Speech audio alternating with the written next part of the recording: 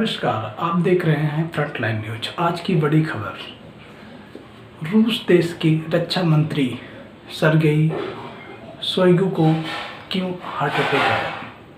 ये जानने से पहले हम बता दें कि भारत ने रूस देश और यूक्रेन के बीच मध्यस्थता स्थापित करने का निर्णय लिया गया था, बट ये सब चीज़ें कहने के बाद हैं, इनका अमल किसी देश ने नहीं किया। नॉलेज के लिए ये भी हम देखते चलेंगे कि भारत देश मध्यस्थता स्थापित करने के लिए अदर देशों के साथ भी एग्रीमेंट साइन नहीं किया था, क्योंकि ऐसा माना जाता है कि रूस ने दावा किया था कि भारत देश को किसी भी हालत में किसी एक पक्ष में यूएनएससी में United Nations of security councils में अपने मत को देना होगा। लेकिन भारत देश ने ऐसा करने से इनकार कर दिया, क्योंकि भारत देश किसी के कहने से नहीं, अपने खुद के स्ट्रैटेजी से चलती है। अब हम बात करते हैं रूस और यूक्रेन की। रूस के राष्ट्रपति ने अपने ही रक्षा मंत्री को भाषण में कुछ अपशब्द बोले हैं, जिसकी वजह से उनको हार्ट अटैक आया है। वहाँ के विशेषज्ञ और स्पेशलिस्ट का मानना है कि इनको जो हार्ट अटैक है वो नेचुरल नहीं है, उनको किसी न किसी आर्थिक स्थिति की वजह से उनके बॉडी का सर्कुलेशंस एबनॉर्मल हो जाने की वजह से उनको हार्ट अटैक आया है। ये था एक स्कॉलर हैं जो विशेषज्ञ हैं, उनका ये मानना है।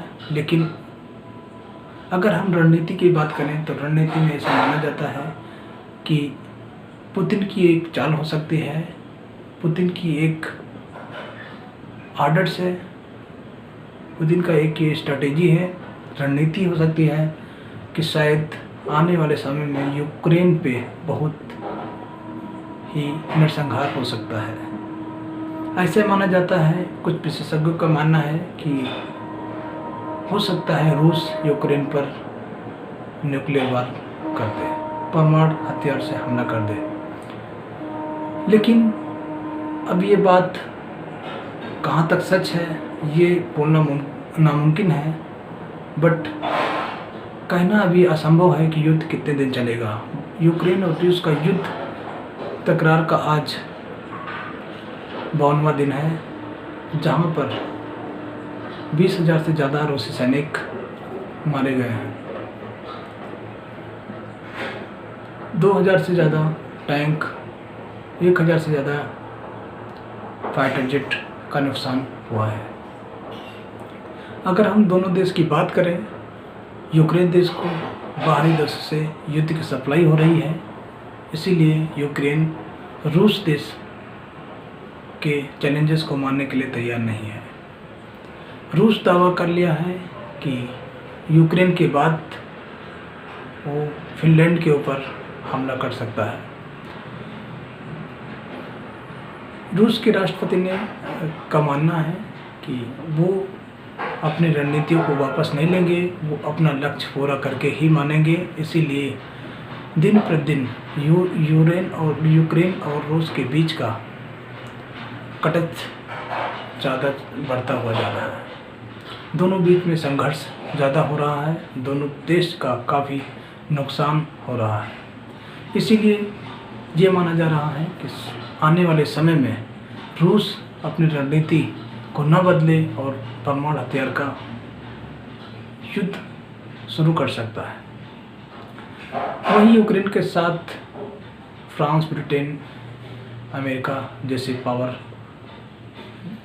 साथ में हैं और वो युद्ध करने के लिए उत्साहित कर रहे हैं, हथियार दे रहे हैं यूक्रेन को, ताकि यूक्रेन रूस को मुंहतोड़ जवाब दे सके। लेकिन ऐसा माना जाता है कि रूस एक सुपर पावर है जिसके सामने टिकना नामुमकिन है। साथ ही इन दोनों के बीच बढ़ते हुए टकरार में विश्व युद्ध तीसरे की संभावना आहट निकल सकती है। अगर युद्ध हुआ परमाणु युद्ध हुआ तो दोनों देश के अलावा भी आसपास में रहने वाले कंट्रीज को भी ये अंजाम भुगतना होगा और आने वाले समय में किसी भी देश के लिए जीना नामुमकिन होगा, क्योंकि परमाणु हथियार के अटैक के बाद में हीट और टेम्परेचर इतना बढ़ जाता है कि नॉर्मल से जो टेम्परेचर है हमारा गर्मियों के दिनों में 42, 43, 45 तक जनरली जाता है। अगर हम रेगिस्तान की बात करते हैं तो 52 तक मेजरमेंट किया गया है। साल 2016 जो पूरे विश्व का सबसे गर्म दिन माना जाता है, और ये रीज़न क्या है, इस रीज़न को हम किसी और वीडियो में डिस्कस करेंगे। लेकिन हाँ, हम बात को आगे ना बढ़ाते हुए हम यही कहेंगे कि विश्व 3 अगर नहीं स्टार्ट होता है तो वो सबके लिए सही होगा और अहम भी होगा। धन्यवाद।